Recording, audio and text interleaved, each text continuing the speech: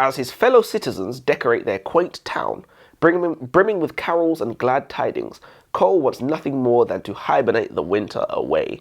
But his dreary plans are thwarted when his nemesis, Story Taylor, moves in next door to care for her Aunt Cindy. Immediately, his new neighbour turns his world into a real-life nightmare before Christmas, especially when she decides to enter the town's Christmas Kringle contest, which she's determined to win. But Cole's got other ideas in mind. Entering the competition himself, he's planning to beat Story at her own game. Pause this video right now. Go and read The Neighbour Who Stole Christmas by Megan Quinn. And when you've read it, you can join us for the discussion. Or you can join us anyway, because we're going to tell you all about it. My name's Elijah. And I'm Joseph, and welcome to the Aisha Library. So it's How My Neighbour Stole Christmas. How My Neighbour Stole Christmas. But yes, what did you think of the book? I thought it was extremely entertaining. Entertaining. Yeah. And it was foolishness, trivia, absolute hogwash, but it was extremely entertaining. I don't necessarily think it was hogwash. It's not hogwash, but it was entertaining. I thought it was very good. I think it was a well-executed book with a good plot, and it was creative. And the dialogue and the conversations was very good. And there was something in this book for everyone. There was even a stealth mission. Yeah, of course. Which we always, So, I thought it was very good. I would recommend it. I'd go so far to recommend it. And I will do. Go and read it if you haven't. 100%. Honestly, it's very good. I think it's one of the best books we've read recently. Yeah, I would agree. Because we've been reading some stinkers. Yeah. We've had a couple of... It's the best book I've read in a while. We've had a couple of stinkers, 100%. But let's get into it. 1-2 pixel books. Anyway. I love the first interaction between the male and female main characters. I think I'm hooked already. The way Cole literally had to say, "Leave me alone," to Stormy. Story. While she was, while they were in the sandwich shop or something like that. The sandwich shop. The way she would effortlessly start conversation with him repeatedly. It was hilarious because sexual harassment is always funny when the victim is a man. Do you know? Yes, I'm being that killjoy. Yeah, But the writing was so entertaining. I give full props to the author. I was actually laughing at times. Oh yeah, 100%. So yeah, the first interaction was good. Obviously, it was a little bit cheesy that he turned around and she comes through the door and whatnot. But we know when we're reading these formula books, we know what we're expecting. We know what we got ourselves into. We know what's going to happen. So at this point, we can't complain anymore. Yeah, we can't. We know what the trope does happen. So what do they call it? Nemesis to enemies to lovers. Enemies to lovers. Yeah, so do you even feel like you're a little bit more lenient on the romance books now? Because we know what we're going for. 100%. Do you have to be more lenient? Or can you still flame it for the same things? Knowing it's going to have it in there. It doesn't make sense to flame it. It doesn't make sense. So we just have to understand what we're doing. There's rules. Like, stop reading if you don't like it at this point. There's rules to this. Yeah. There's levels to this shit. Enemies to lovers, another creative literary trope. Okay, I'm taking the piss, but it might actually be the most sought after trope in all of romance literature, even though I think it's cheesy. And from chapter 1 of the book, I think it's pretty clear that this is what we're going to be getting. I'm going to say something quite philosophical. I think the reason that romance lovers, aka women, love the enemies to lovers trope is because it justifies them falling in love with dickheads. Literally, dickheads, bad guys, right? That's what it justifies. So, you have like the bad guy and then they see the soft side to him that only they see, etc., etc. You have the whole enemies to lovers trope, wanting to fight them to wanting to, the other F word, them. But I think there's a deeper psychological lesson here about how people pick partners, which I think is probably the most, I wouldn't say the most interesting part. One of the most interesting parts of psychology, how people pick partners. Well, it's actually bigger than that. It's how people make decisions. I was going to say that. Which is funny because I was actually trying to look for a book about that. I mean, I remember I picked a third book this week that we didn't get around to doing. But that was what that was about. It is proper Christmas tradition for the narrator to break the fourth wall, and that's exactly what we get in this book. The narrator would speak or argue with Cole, the main character, which I found entertaining. I don't usually like that sort of thing. So after the narrator introduced the chapter with a poem that might end in, our not so grumpy Cole wants another kiss. And Cole would say, "Excuse me, I do not want another kiss." And then the narrator would say, "Oh, the readers know you want another kiss." Not to mention the time where Cole tried to get cheeky with the narrator. And he said, "Behave yourself, Cole, or I could have you wearing thongs." And then we were dropped into the story where Atlas, who's Cole's best friend, said, "Cole, are you wearing thongs?" Yeah. No. So it was just like, I thought that was extremely creative. And then of course the poems before the starting or ending of each chapter. Every chapter. Yeah. And here's an example. The sugar is boiling, the snow has stopped falling, peppermint is in the air, and Cupid's arrow is calling. He's charming, he's sweet, and I love his sexy smirk, she thought to herself. He's different now, and clearly not a jerk. So, you know, I can only imagine that a lot of work went into the 30-something poems for each chapter. But I believe it was well received, and I commend the author for it. I really like the book. And, you know, a lot of work must have went into it. I like that aspect of the book specifically as well. But what's interesting is I don't think poetry is that hard. It's not. It comes easy. It comes easier than people think it is. Yeah, but it's still a lot of work going into the book. You've got to have 30 poems for all of them. They've got to be like vaguely Christmassy themed, and they've got to flow nicely. 10, after about 10, she was probably thinking, oh, fuck. Why did I start this? Why did I do this? 100%. So a lot of work went into this book. But I've seen, listen, the love this woman is receiving from this book on TikTok. I was on TikTok. Oh my days, her profile is on fire. The love she's receiving, people are literally like, "Yo, you are the wittiest woman I've genuinely ever seen. I just can't wait to buy this book. Like, my store is sold out, and I can't wait." And she's just winking and hearting on all of them. No, but the book is bloody good. It's very good. She deserves all of it. She deserves all of it. There's a lot of these stories out there that just don't deserve it. Like Funny Story and various other books that don't deserve it. But this, you know, Funny Story and others. Yeah. Funny Story plus one. But this one, you know, coming from guys as well. Yeah, come on. But that's the funny thing is, I'm a sucker. Like, if you make me laugh, like, you got me. You got me straight away. It wasn't cheesy. It wasn't cheesy. Yeah, it wasn't cheesy.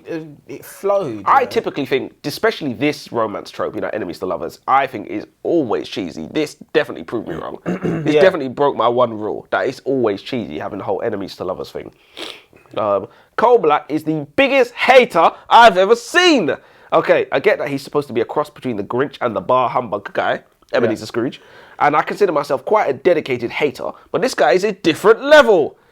So Story moves back into Kringletown to participate in the Kringle Fest, and Cole is so mad at being put in the friend zone like 20 years earlier that he tells her, "You don't have enough Christmas spirit to be in this competition, so I will be taking part just to ensure that you don't win." Like, he doesn't even like Christmas. It doesn't even make any sense. It makes zero sense. It makes no sense because he doesn't have enough Christmas spirit anyway. Exactly, so and he's the one telling her that she don't have enough. It's like crazy how much less Christmas spirit she must have. He literally said, "I don't even like Christmas. I will personally be taking part in this competition, doing my absolute most to make sure you don't win." Which is funny because all the motivation he needed to have some fun was some random girl from 10 years ago to come back, and he's going to change his whole persona just to beat her at this game. Women love that. Women love the whole man changes everything about who he is to be. You know, you'll have like, it's the whole enemies to lover tropes is based on that, you know. So you have the dickhead that don't care about no one, all of a sudden cares about her, you know.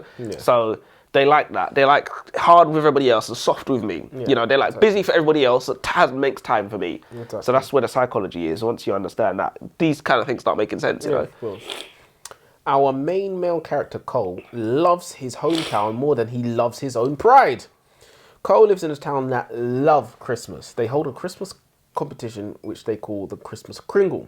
Contenders compete on light displays, candy cane making, and even performing Christmas carols.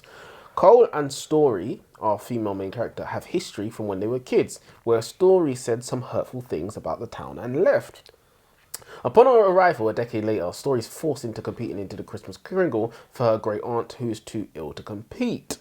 Cole, upon hearing that Story is competing, decides that he cannot allow such an undeserving candidate to win the Christmas Kringle, and that he would rather embarrass himself than have an unworthy candidate win the Kringle, which I really liked. There was a purpose and a plot. The only thing is, I would have liked to see a better reason for Story, the female main character, entering the Kringle, other than because my great aunt asked. I would have liked Story to have a more compelling reason, something compelling like Cole's reason being to take Story down. But yeah, no, I love a plot, you know, and if you're going to have a character-driven book, have a plot as well, which is what I've always said. So, you know, as I'll say later on, but, you know, it's like the authors finally listening to us. Do you know what I mean? Maybe they watch Aisha Library. Yeah, they definitely do. We probably gave her the It makes total sense. She's a genius now, isn't it? Exactly. It's just like Aisha Library. I want a cut. It's down to 1%. This book's quite funny, I'll give it that. It's not exactly a typical romance book, which I would consider A+. It's unbelievably childish, the lengths these people are going to, the levels of pettiness that they're stooping to, just to win a Christmas competition.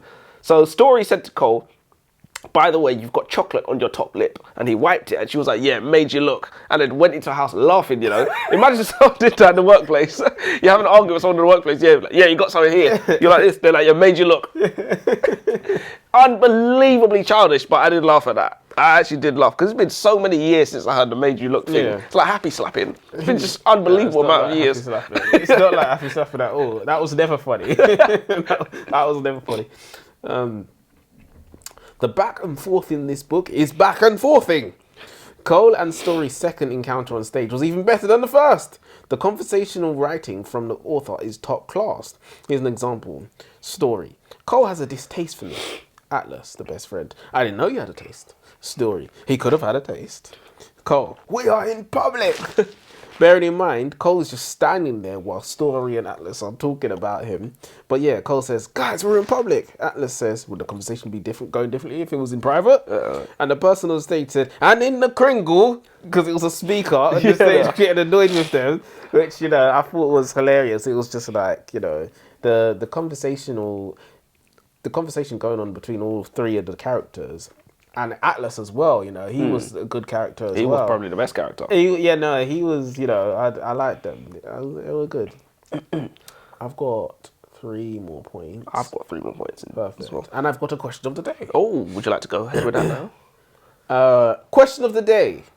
You are moving house and everything is packed in the moving van except one last thing. Your wife's air fryer. The moving van is filled to the brim. And you can't fit anything else in. Your wife says that she doesn't want to bring it anyway. It's old and it's too small. She's planning to order a new one for the house. You being a tight bastard, say, nonsense, there's nothing wrong with it. We'll be keeping this, we don't need to buy a new one. And you make the air fryer fit in the lorry. Upon reaching the new house, where you unload the moving van, you discover that the air fryer was squashed and is broken. Your wife says to you, you owe me a new one. You broke it, you buy it. Can she do that? What do you mean? You broke it? Is it so it's within her right to ask you to buy a new one, even though she was gonna buy a new one, she was gonna leave it anyway? Oh yeah, I forgot about that. Nah, I ain't buying that. No, I'm not buying that. What do you mean? You're taking the piss. No, I'm not buying that. Within her right to ask you? No, what do you mean? Like you was gonna leave it. Yeah, but I'll literally be like, we left it. We left it. Yeah, but she be like, but we didn't leave it. No, but we did though. We left it. We left it. Now I don't want to hear that. I actually don't want to hear that. So she can't. She's not within her right to ask you to buy a new one. Nah. You broke her. You have forsaken all claim to that when you said leave it, we'll get a new one. Yeah, wait, but she still has a valid receipt. That is her property. Well, do you have a valid receipt? If she did. Well, that's a different question, isn't it? Because I'm talking about, do you have the... So she's putting the fast one, taking a bit. She's definitely putting the fast one. Whether she's right or wrong, she's definitely putting the fast one.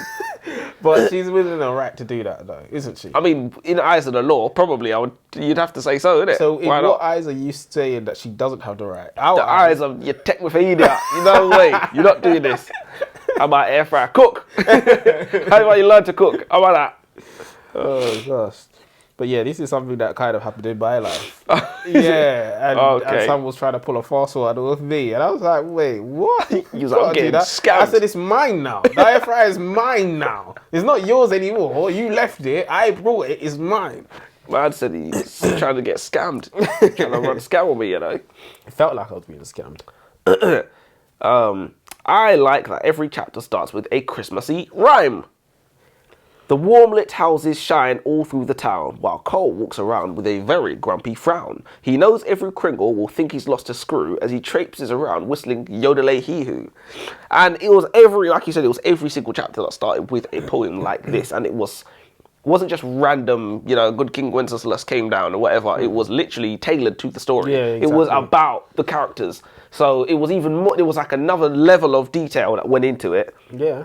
And it's like we're now being blessed with details we didn't even deserve. We didn't even ask for. Yeah, exactly. You know? This was extra. This was what do they call it? The cherry on the cake. Yeah, 100%. This is was dessert. icing. It's literally dessert. So I always respect. The story would have been good without that. Yeah, 100%. And it's a lot.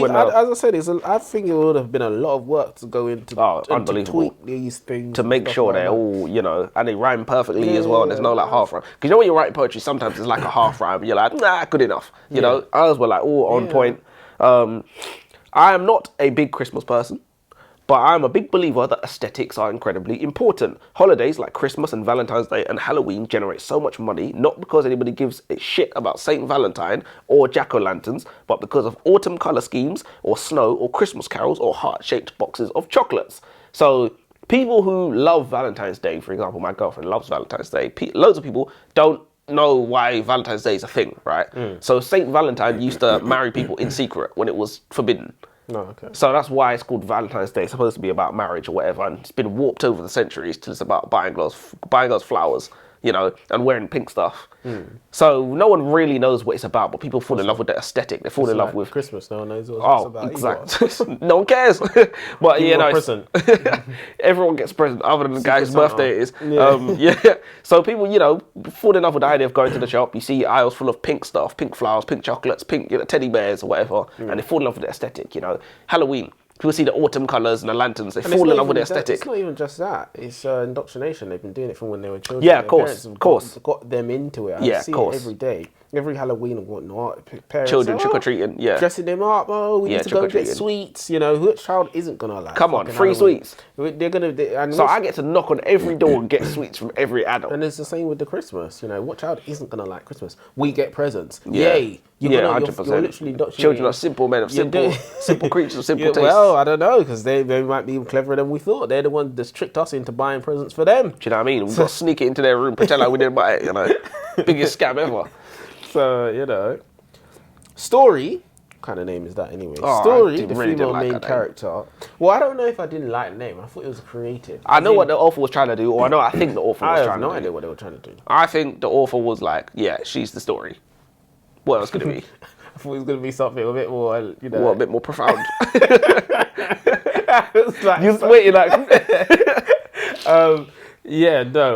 like the name, and I thought it was a good name for a girl. Honestly. I would never call a child that name. Obviously, no one's asking me what I would call a child. It's not important what I think, but I would I think it's opened up my eyes to see what names can be given to children. I don't like people that try too hard with the names. I find it cringy. I know what you mean, but all right. What about I can't remember the name, but so names is a funny thing anyway, because our names normally are a translation of a different language, maybe an old language or something like that. They're just words that's been translated, so they don't sound like words to us, they sound like names. Yeah. But if you was to name your child Duty, that would be weird. Be weird, but like certain countries in Africa, that's not that weird. No, it's not. It's actually quite normal. I'm not even taking I'm not taking the piss. Like genuinely, they name their children stuff like Forever, stuff like that.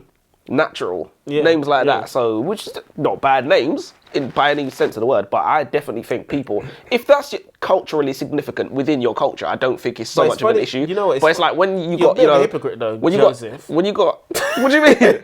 That's trying too hard though, isn't it? No, it's not. Joseph in the Bible. That's trying too hard. That's not. Pick a normal name. That is a normal name. Pick a normal name. Like what? John? Yeah. No, that's in the Bible as well. Yeah, I was about trying to catch you out there. Matthew, Mark, Luke, Job, Jacob. What's a normal name? Max? Miles. Oh, come on, that's not a normal name. No, that's not a normal name. No, but one could say that naming your child a name from the Bible is trying too hard. I don't think so, because I think that's culturally significant in this country. It is. Like I said, calling your children things like Duty, for example, like certain African countries, I can name them, that's culturally significant having names like that. Like Lovely. We are getting off topic, but we always do. But it's culturally significant in that country. It's like when Beyonce's calling her child Sir Carter or whatever, I'm like, yeah, what? Sir Carter? I swear they called it Sir Carter, their son or whatever, and there's Blue Ivy. There's definitely Blue Ivy. I'm like, what? No, what is that? Blue Ivy? Wow. North. Oh, no, that was terrible. That's child abuse. It's a bit much. It's child abuse. No, I understand what you're saying. Story, the female main character, is so manipulating, it's crazy. The way she knows how to wind Cole up. She said to him, "You only won because Atlas, your friend, stole the show. It's all anybody can talk about." And then she went on to say, "Oh, is your man feelings hurt?" as she rubs his arm sarcastically. That's how to enrage somebody 101. I'm filled with rage. Nah, you know women know what they're doing as well. Women know what they're doing as well. Oh, sweet. Oh, honey. Like, don't fuck with me, honey. Switch, don't. But the chemistry between I'm these that guy guys... in school that was throwing chairs. punching the wall. Do you know what I mean? Don't make me angry. But the chemistry between these guys is some of the most entertaining back and forth I've read. This is a complete story. We even get a stealth mission. And you know, a book isn't complete without a stealth mission. But yeah, this book ticks a lot of boxes. It ticks all the boxes. Yeah. I don't know if we've had a book where we are just praising it. Feels like every comment. I know, right? We literally have nothing, we have no bad words, other than I didn't like story as a name, which how big of a complaint is that really? Yeah, no, I've got a few things that I didn't like, but overall... How many you got left? 2? Yeah, 2. Alright. The dialogue is probably the best thing about this book. Wait, let me take that back. Not probably, it's definitely the best thing about this book. It's funny. The banter and innuendo between the characters is masterfully done and authentic. During the scene where Max and Cole are doing the show where they painted themselves green and danced provocatively, Max said, "If women can use their bodies to their advantage, then why shouldn't we use ours? Why can't we get our jingle jangle out?" And then added, and let me tell you, my jingle was jangling. Yeah, I remember that bit. When he was doing pelvic thrusts. Yeah, he said do the pelvic thrust. He said, "I'm not doing the pelvic thrust." Yeah, then he did it. Yeah, he was on the stage in the moment and the lights caught him. Started turning to Vibes Cartel, you know, on the stage. And then obviously we had the female main character in the audience drooling. Yeah, of course. Yeah. She wants to fuck Shrek.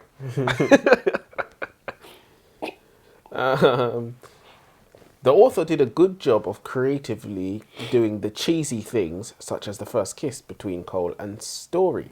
They were pretending to be together and they mistakenly walked underneath mistletoe in front of an audience and they were pressured into kissing. Obviously not quite original, but it got the job done. And I thought it was a good scene. It was unexpected, slightly creative, the unexpected mistletoe. I also really like the best friend Atlas, the way he constantly grills Cole about things all related to Story. Yeah. Which relationship was better, Atlas and Cole, or soon-to-be girlfriend Story and Cole?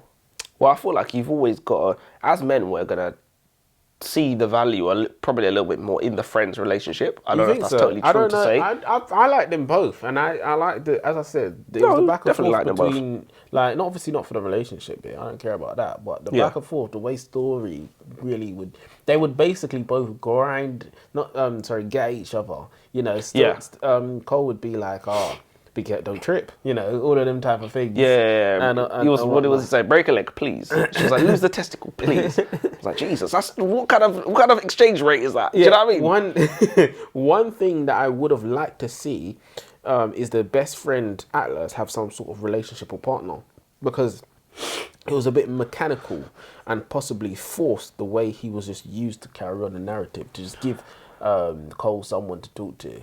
You know, this cheerful friend that was just always around at the right times. And then when Cole was with Story, he'd just disappear or whatnot. Yeah. So he was 3D, his personality, but he needed the life. He needed the outline. Yeah, he needed that little outline. I think there's a lot of books where we see that functional character that is there to serve a very plot-driven purpose. A plot device is what we like to call them. But he didn't need to just be that. He could have just been a bit more, but obviously... And also, that's another thing, the book was long. It was extremely long. It didn't need to be that long. It was 500 pages, 13 and a half hours, I think. So yeah, there was. It's supposed to be, the book's supposed to be around 400, isn't it? That's what most people want. It's too long. Like, it's too long. It didn't need to be this long as well. It really didn't need to be this long. I mean, I wasn't really complaining because I was enjoying it, but at the same time, it was still too long. It was noticeably too long. You want to leave them wanting more. And there was people. I always read the reviews, and all the reviews said the same thing as well. People was like, "Yeah, this is a bit long," but they said the same thing as me. Like, I wasn't complaining, etc., etc. Mrs. says it's a bit long, but I wasn't complaining. Longer the better. Let me say my last one. So, the candy cane scene.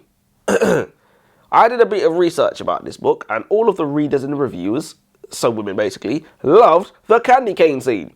Why? It was supposedly the steaming hot sex scene that would get your hands fanning. Let me just say now, it wasn't as explicit as I thought it would be. Following that statement up, let me do a complete 180 and say that it was disgusting. Madam, those are children's sweets, you sick puppy. Do you not remember the candy cane scene? Well, I was going to say that I skipped a lot of sex okay. scenes. I don't normally skip sex scenes, but it was long. Yeah, it was long. And it was just repetitive, and it was too much, and it was erotic. And they really described everything that was happening. And I was just like, nah, I can't be bothered with this. The book's long anyway, so I skipped the scene. So what were they doing? Putting candy cane. Oh, I think I skipped it, but you know when you skip 30 seconds, you hear something. So you skip 30 seconds. Oh, okay, yeah, I know what you're talking about. And then you might listen for 1 or 2 seconds. Oh, yeah, the sex scene's still on. Skip again. I remember hearing something about licking sweets or something like that. Yeah, it was a candy cane. Was he like? Yeah, you know what? And lots of people in the comments was like, with the peppermint, wouldn't it burn? Like, wouldn't it? And I'm literally just like, you So what, sick he literally put his... And he was like touching it on our clit and everything, and then he was sucking. I was like, Jesus Christ, you sicko. It's children's sweets. You can give those at Halloween, are you? Jesus Christ. But, you know, women can be sick and they get away with it. And, you know, people say, oh, you know. Yeah, I thought it turned into like, they tried to turn into like 50 Shades or something, this book. Yeah, a little bit. Towards the end. Let me say my last point. There's something in this book for everybody. Romance, erotic scenes that I skipped, jokes, and even Christmas. It's almost like the author finally listened to us. If you want the characters to be the plot, then fine, but have a plot too. And the plot was Christmas themed. One thing that wasn't for me was the sex scenes. Once sex was introduced to the story, my God, did the author have fun with it. Oh, I ran away with it. I had to utilize the skip button. These guys will have sex for what feels like hours of the book. Then they'll finish, start talking, have a full-blown conversation, and then start having sex again. Yeah, of course. And I have to start skipping again. Sounds like my life. I thought it was way too much. But yeah, overall, I was like, oh no, I've got one more point. Oh, you got one more. Go for it then. I liked the ending, which turned out that great Aunt Cindy wasn't injured, and it was all a ploy to get the family back together. I thought it was a nice Christmas touch, being that Christmas is all about family come together. One of the biggest problems I had, though, was the fact that Story and Cole's relationship was a bit too superficial. It was all about sex, and once they started having sex, they even stopped the banter, and it was all about lust, need, and sex. The author could have actually had them go on a real date or something. They could have had some fun together, other than just having sex. Overall, though, as I've mentioned, the book was very good, and if you aren't listening to the audiobook, I think you're probably missing out. Yeah, no, that's definitely factual. It's factual. I'm a guy that swears by PDFs. I always swear by PDFs and the actual print book. But with this book specifically, and with a few others that I could probably name, the audiobook does add something to the experience of listening to it. I think the jokes are funnier. Yeah. Because the audiobook, I think the narrator did a good job of... The dialogue is alive, you know. Yeah, narrator did a really good job. 5 stars all around. Yeah, I would recommend it. And also another problem that I had... So what, are you done? Yeah. Yeah, so another problem I had as well is the story always needing to sneak round her sister and whatnot. Oh, right, yeah, because there was no need. The whole reverse fake dating. Yeah, stuff I still don't understand that. Too many negatives. They were reverse dating, and they double reverse dating. Like, I don't know. Reverse dating sounds gay. They just pretending sounds gay to me. They were just doing the reverse dating just for the sister, basically. Yeah, when they could have just like been dating. Yeah, legit. But yeah. Overall, it's a very good book. I don't know if I'd read it again, but I would definitely recommend it. There's too many books out there to be rereading books. To read any book twice. Yeah, there's too many books out there. You're not going to finish them all anyways. I could try. You couldn't, though. Yeah, I am. No, but what do you consider a good try? How many books is a good try? Out of how many? All of them. Anything less is a failure. So yeah. We better get started, didn't it? let's end with quote of the day. Well, sorry guys, we don't have one. We don't have one. Till next time. Till next time. That's our quote.